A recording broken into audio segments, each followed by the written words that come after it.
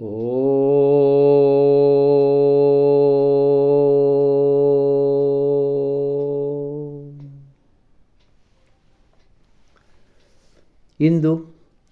February 3ನೇ ತಾರೀಕು.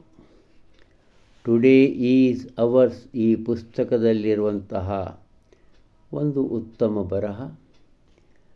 ಶಿರೋನಾಮೆ grand old man's donation. Grand old man's donation.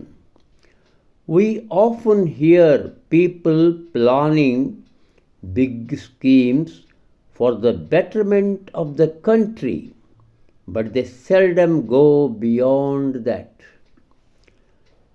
Just recently, we read in the newspaper that Mr. Ram Saran, the grand old man of village Ballan in Garunda, donated all his property for the promotion of education in that sector.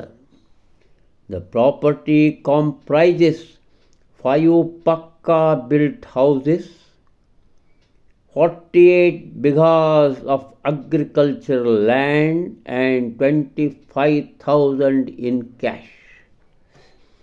We all have the natural tendency to take for granted that which is close to us. One of the great blessings given us is free government. Our appreciation of it, however, is limited to patriotic gestures and words. Seldom does it take the form of deeds.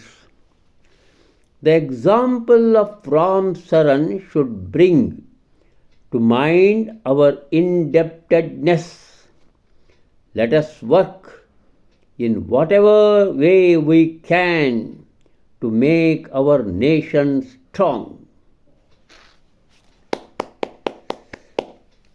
Under Abraham, all is perishable in the world.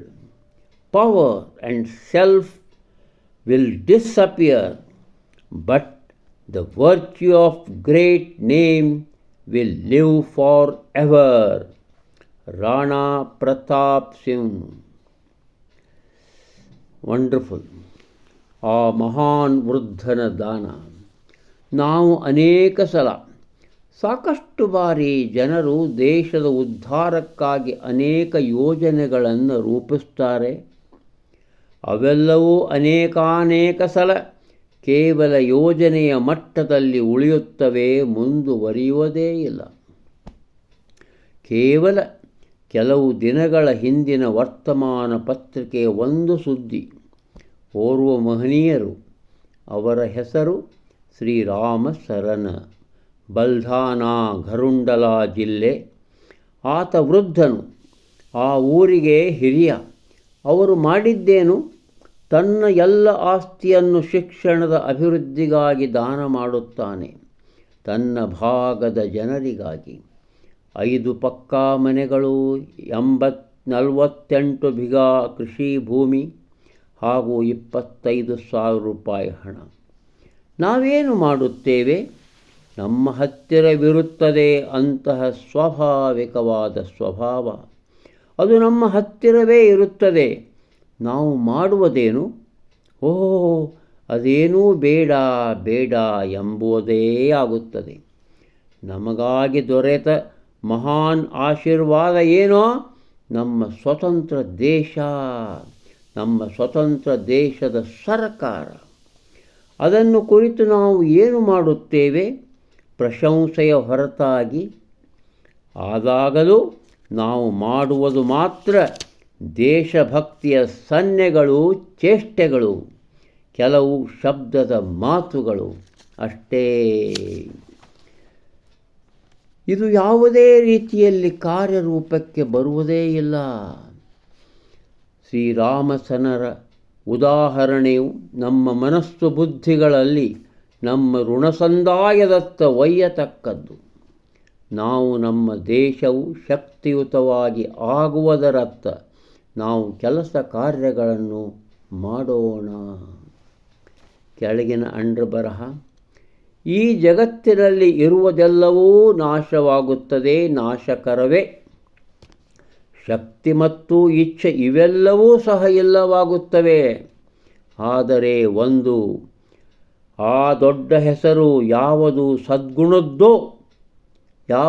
ಸದ್ಗುಣದ್ದೋ ಅದು ಮಾತ್ರ ಯಾವಾಗಲೂ ಉಳಿದಿರುತ್ತದೆ, ಉಳಿಯುವುದು.